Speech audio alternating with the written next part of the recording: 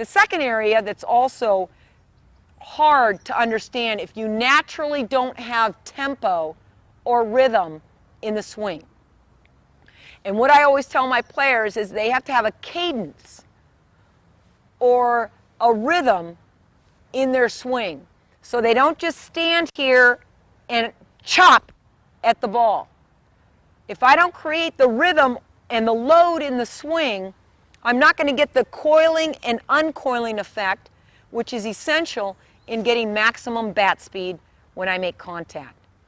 One thing that can help you in this is to simply take swings at 65%. So they understand, they backswing and they take their normal swing. Don't focus so much on my lower body, but focus on watching my hands, how relaxed they look throughout the swing. My backswing is almost as fast as my normal swing. This is going to teach the player rhythm or whipping the barrel through the zone.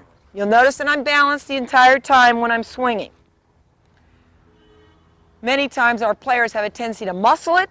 They are gripping the handle of the bat very tightly, and they are actually muscling through the zone. The barrel head cannot go as fast instead of just whipping it through. Then as they get good at that, they can work on actually not stopping the bat at all when they come through the backswing. I'm now through the backswing, don't even stop the bat. That teaches them a good way of staying rhythmic in the swing. Now you'll notice I don't have a perfect swing every time, but they've got to understand being relaxed with their hands. You get stiff with your arms, your swing is going to be muscly and choppy. You want a rhythmic, whip-like swing when you get ready for phase 3 of your hitting fundamentals. If you have a player that doesn't understand the coiling effect, lots of ways you can coil or trigger or have a pre-motion. You could trigger with your knee, cocking your hip back. You can trigger a little bit with your hands. You can think about your elbow going to the midline of your body. The key is you have to create some sort of coil or pre-stretch before you whip that barrel through the zone.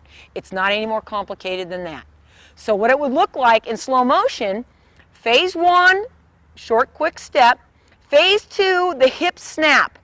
Now don't let the hands come forward yet, and the player will feel a stretch right here on the left part of their torso. Now what they're going to be able to explain is, my body really wants to spring forward.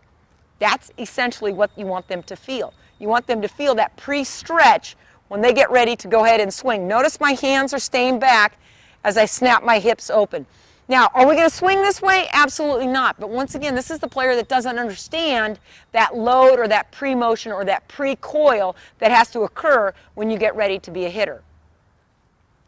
Short, quick step, pivot, keep the hands back, and have that elbow go to the midline of the body. And then the hands now want to whip forward with that barrel.